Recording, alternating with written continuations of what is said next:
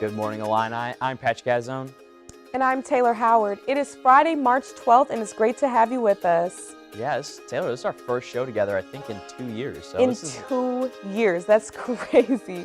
Well, there's a lot of stuff to cover in today's show, so let's take a look. First, we'll check out intramurals. Patrick, are you interested? I'm very interested in intramurals this year. I definitely want to see what they got in store. Then we'll talk about how much the campus has changed in 1 year from COVID-19. I know a lot has changed in in-person classes. A lot has changed, and we'll get to talk to a student who has 2 Grammy nominations to her name. And now let's check out our weatherman, Connor Seco, to see what it's feeling like outside. Spring has almost sprung here in CEU. It made it up to almost 70 degrees this past week, and it's looking like the nice weather is here to stay. It's about 50 degrees right now, and it's shaping up to be a beautiful day. I'll be back in a little bit for your full forecast. Man, what a great day it is today. Now we'll go live to Amanda Brennan, who's at the Cranner Center for Performing Arts, to give us an update about this year's graduation. Hey, Patrick, yes. Instead of graduating with their individual colleges and then all together at Memorial Stadium, the class of 2020 as well as the class of 2021 will have individual 15-minute time slots to walk across the stage at the Cranner Center for Performing Arts behind me here in Urbana. According to a mass mail from Chancellor Jones earlier this week, both the class of 2020 and 2021 are invited to participate in a private stage crossing experience mid-May. Abby Hack, a senior studying global studies and history, will miss the camaraderie aspects of a traditional commencement celebration in Memorial Stadium, but is excited the university is still recognizing their hard work.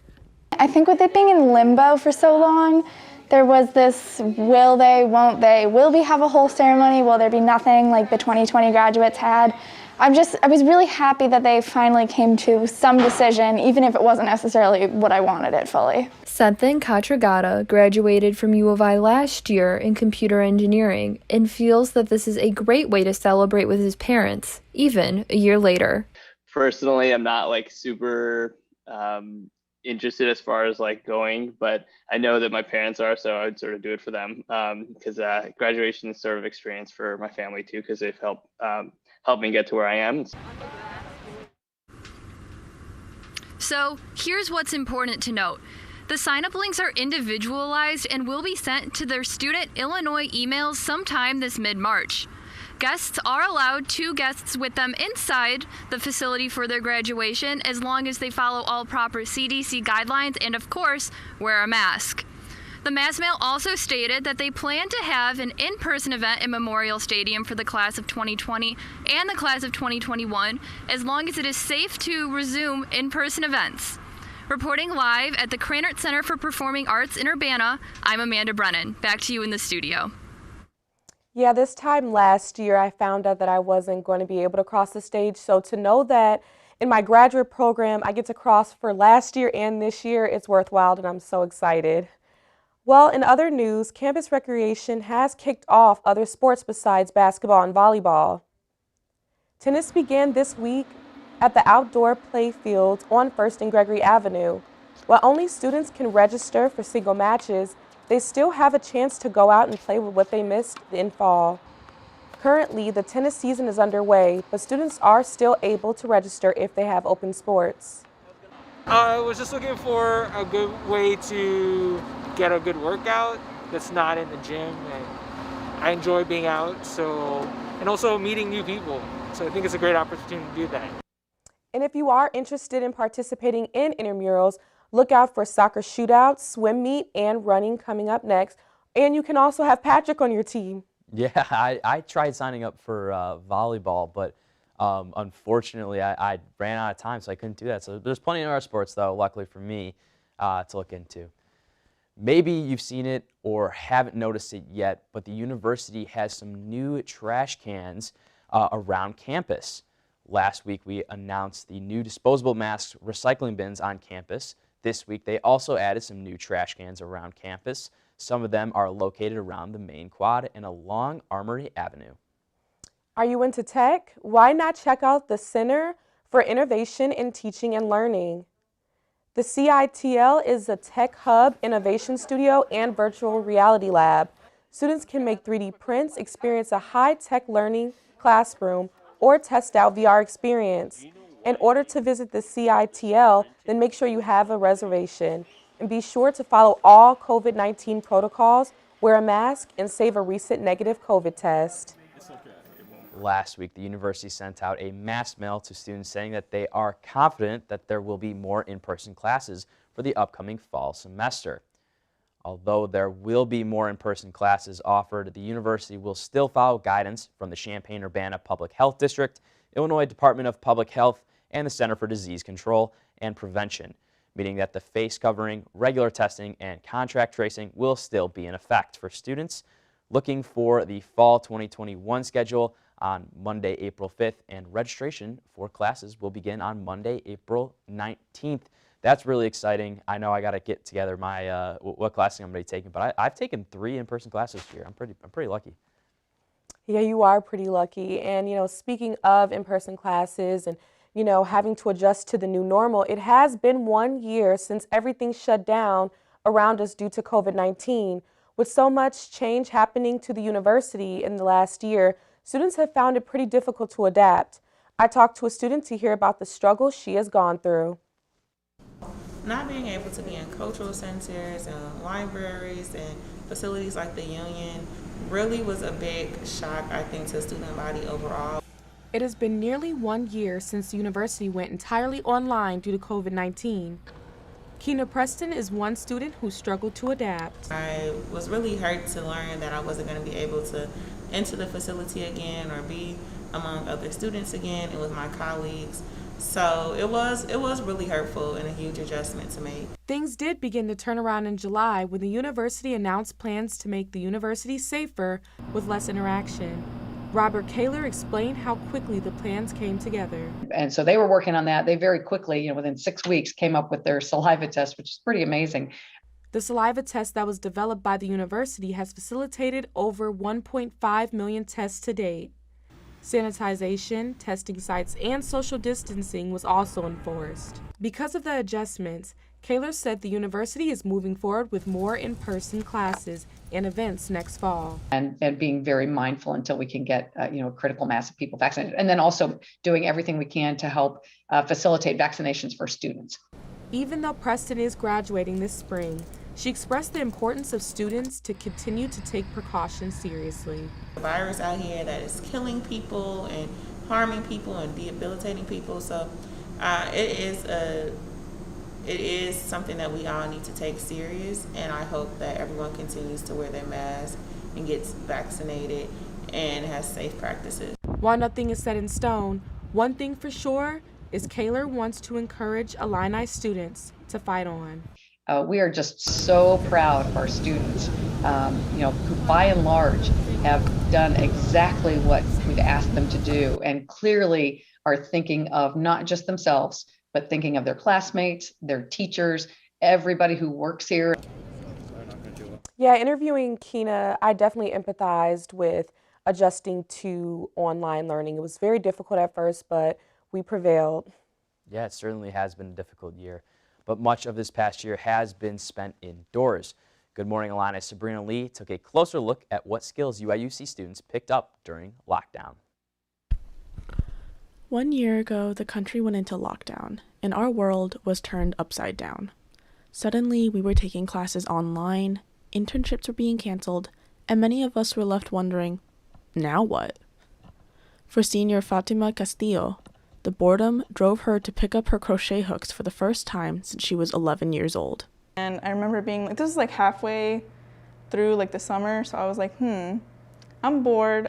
And then I was like, I want to do something with my hands. And so I remembered that we had that stuff in the closet, and I was like, I kind of want to pick it back up again. And I got into that and also knitting again.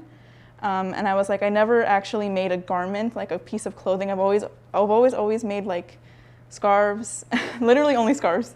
And I was like, I want to actually make something that I can wear.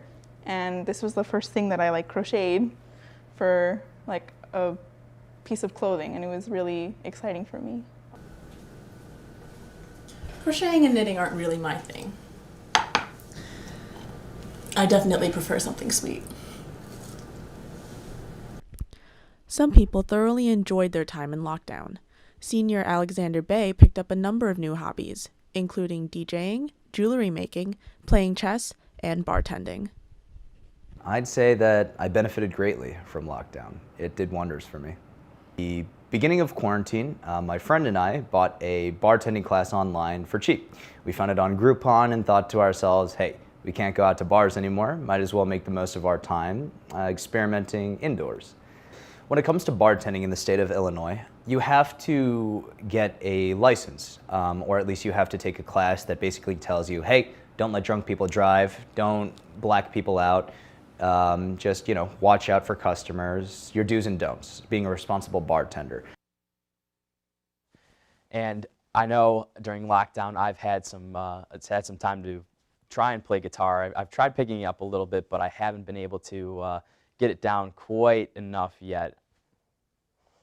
I feel like I've picked up a hobby. I can cook now, which is something that I've never been able to do. So, chicken parmesan is my thing. If you ever need some, I got you.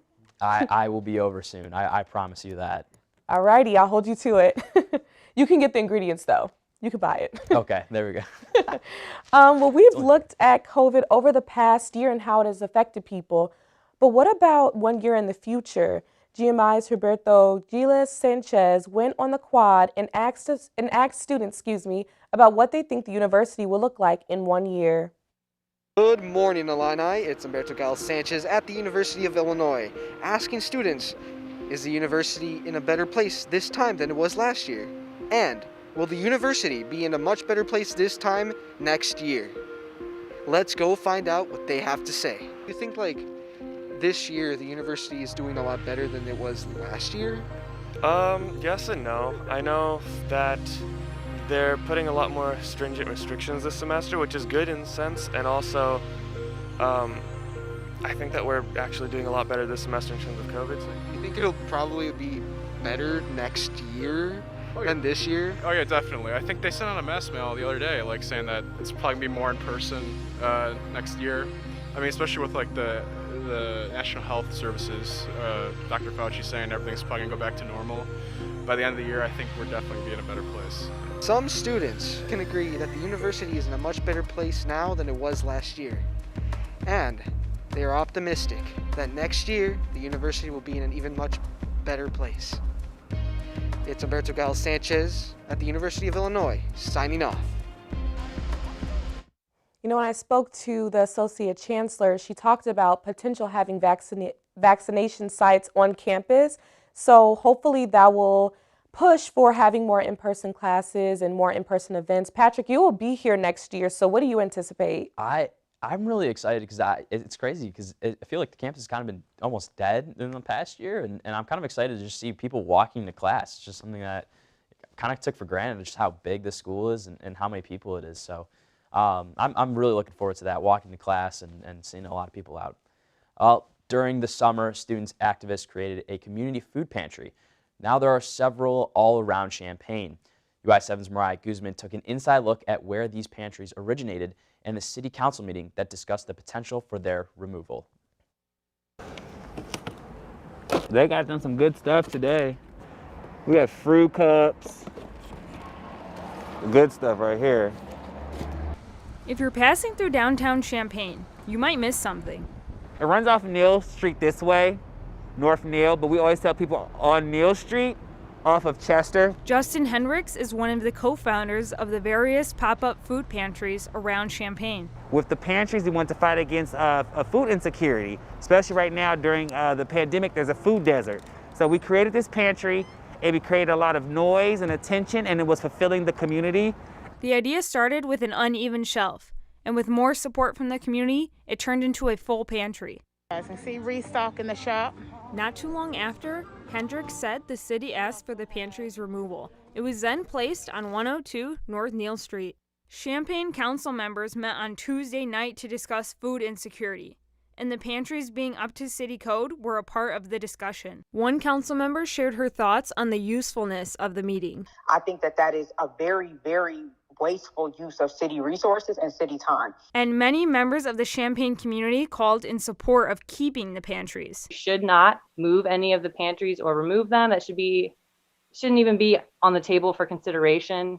Mayor Finan tried to clear what the intention for the study session was. The motives were about trying to make a difference on an issue that clearly is at the forefront of not only council's concerns, but also the public's concerns. Hendricks says keeping these pantries is about keeping a sense of community. We're losing humanity day by day that we're not able to combine and come together to provide small, simple services such as this. Regardless of potential obstacles, community aid will remain the goal for pantry volunteers. Mariah Guzman, UI7 Live. Champaign City Council members came to the conclusion that they will continue to suspend enforcement of the city code on 4 of the 7 mini pantries, at least during the ongoing pandemic. And what a great thing to do for the community, just give some food. I know I'm sure we've seen the mini libraries, but this is a much more useful thing just to add food to kind of that kind of way of, giving out food and stuff. So that was great. Yeah, I completely agree with you. But now let's go back to our weather anchor Connor Seco for what it will be feeling like this weekend.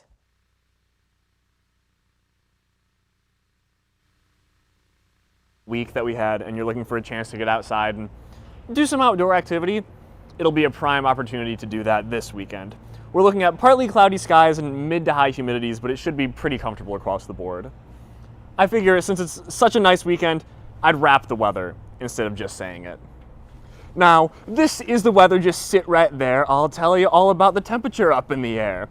Here in Urbana, it's a sunny day with a high of 58 and a low of 36. If you plan to go out, gonna need a light coat. I don't know, go to a farm and say hi to a goat.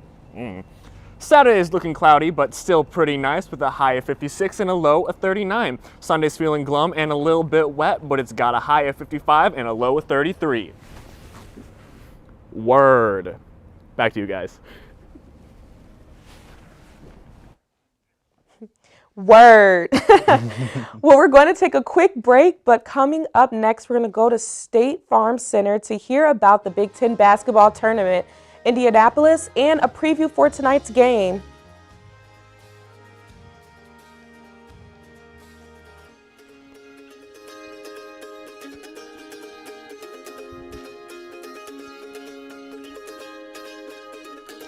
I hear someone go, "Didn't it come from you guys?" Strangers cough at me. Move away from me. Someone spit towards my direction. All the stereotypes that we've worked so hard to break are just going to be reversed.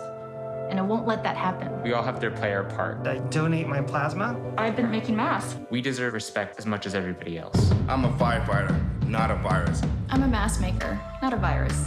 I'm a nurse. I'm a delivery woman, chef, a neighbor, artist. Bus driver. I'm a doctor. Fight the virus. Fight the virus. Roll over. Chance high five. All right. When you adopt a shelter pet, you discover all the things that make them unique. And your mother and...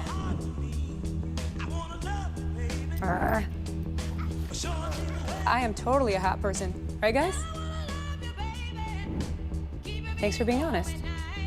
They're a little bit of a lot of things, but they're all pure love. Adopt pure love at theshelterpetproject.org.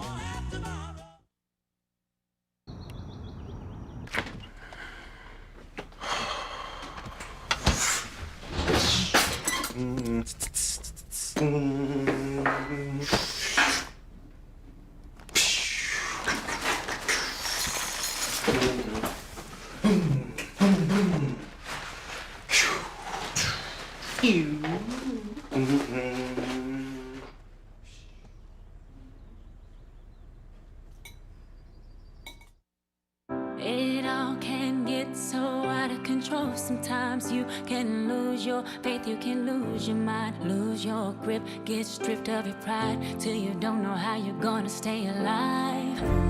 Hey, hey, I got you. I will give you what you need, and I'll be right there.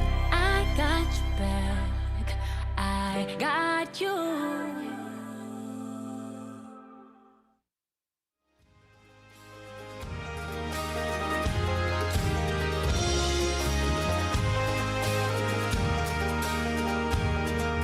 welcome back. Postseason college basketball has begun, and the Big Ten men's and women's basketball tournaments are happening in Indianapolis right now. And Good Morning Illini's Brad Zimmerman is live with the details. Brad? Patrick, it's been a strange season, but we're finally here. It's mid-March, and our Illini basketball teams are competing in the Big Ten tournaments.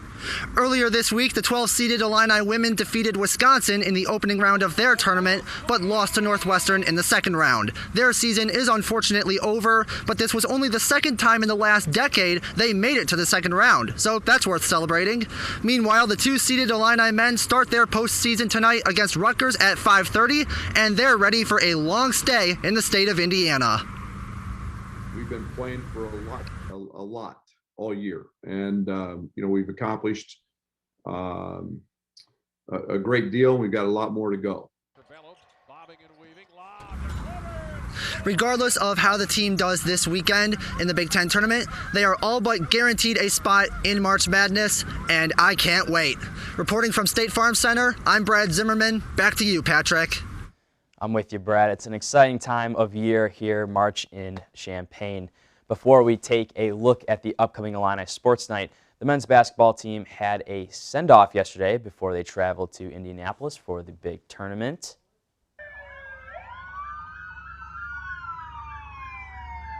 A look at what will be on this upcoming Illini Sports Night show. They will be discussing all things basketball with the Big Ten tournament coming to an end for men's and women's teams, and the NCAA tournament right around the corner. There's much to discuss. Tune in to hear some tournament analysis and bracket predictions to kick off March Madness. And remember to tune in to Vimeo on Tuesday night at 9 p.m. to watch the show. It should be a really good one. I'm really excited to talk about some Illini basketball. It's an exciting time of year. And speaking of competitions and awards, one of U of I students is being recognized on a big scale. Let's take a listen.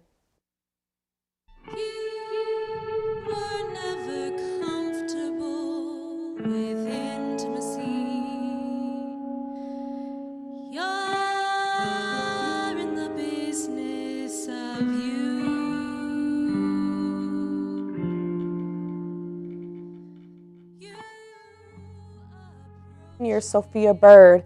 The solo you just heard is from a musical production called Place, written by Saul Williams and Ted Hearn. Place has been nominated for 2 Grammy Awards. The show is up for the Best Chamber Music, Small Ensemble Performance, and Best Contemporary Classical Composition. Now we'll send it to Perry Apostolakos and hear her conversation with Bird.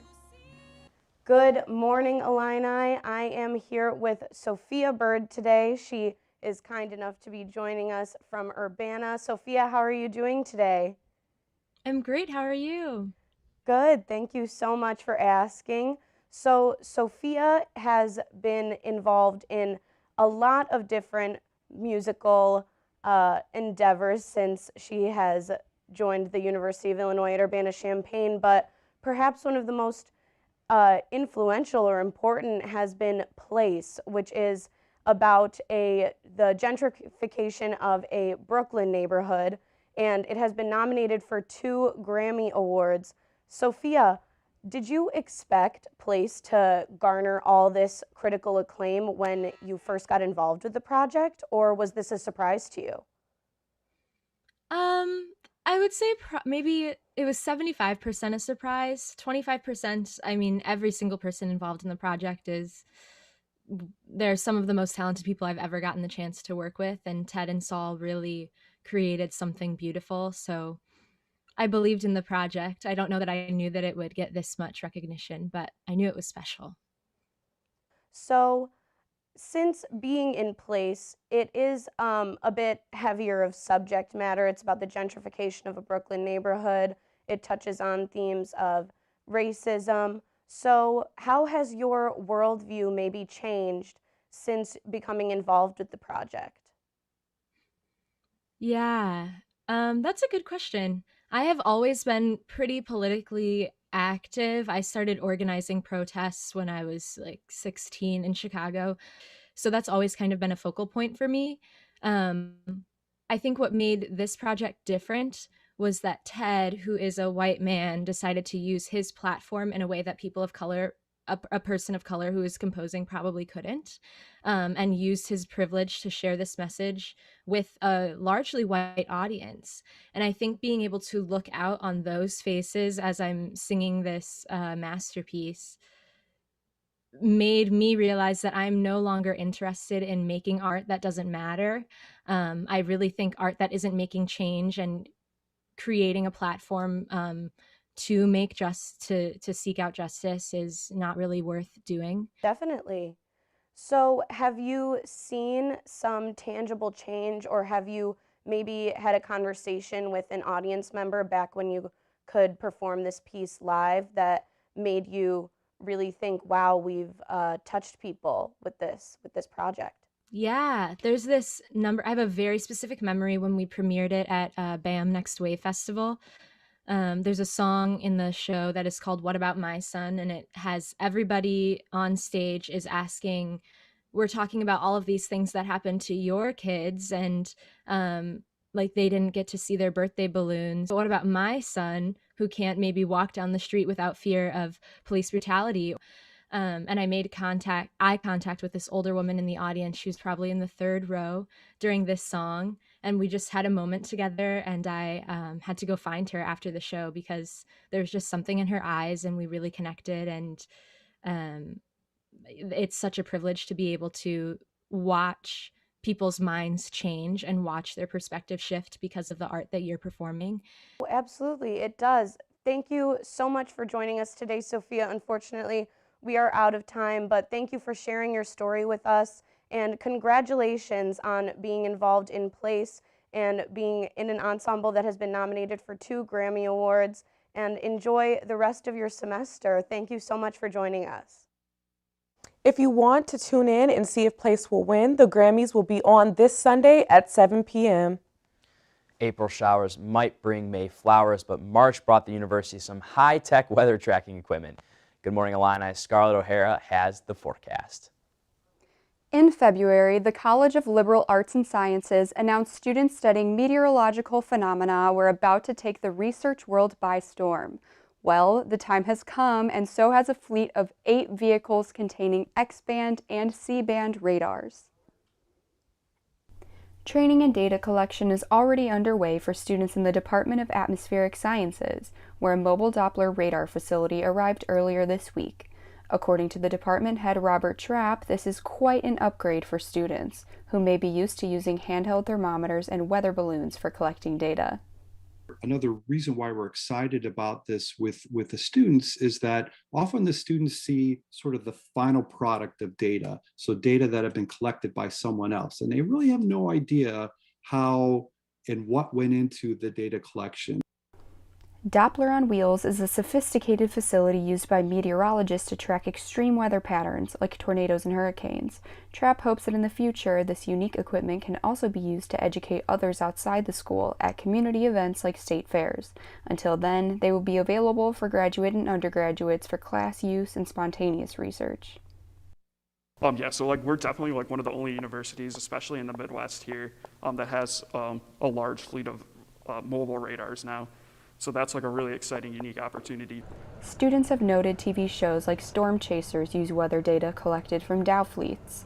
This may be yet another incentive to take advantage of the Dows, in addition to potentially making students more marketable. And they use the Dows in that show all the time, and I found it so cool how they were driving around in these Dows collecting all this data. So I'm just excited to be able to do that in person because I grew up watching it, you know. Plans for a future trip to the southeast states are in the works. The goal is to better understand tornado formation. The National Science Foundation and NOAA will be supporting the team. If you see these trucks driving around, check your weather app. There may be some hail or thunderstorms on the way. Well, that's all the time we have for the show today. Be sure to follow us on Twitter, Facebook, and Instagram for more content. Go to ui7live.com/WP. Although, Good morning, Illini.